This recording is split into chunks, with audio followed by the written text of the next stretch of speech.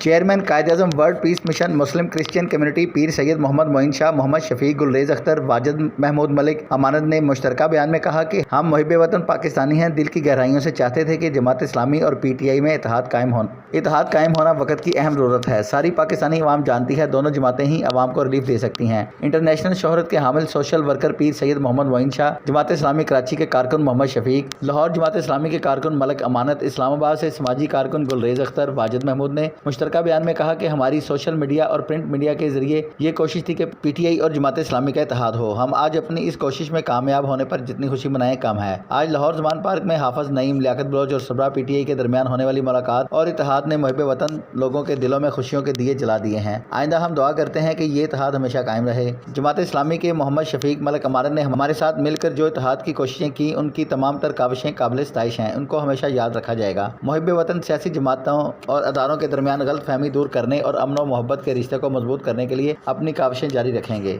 Arshad Ali Ansari, city one news, Lahore.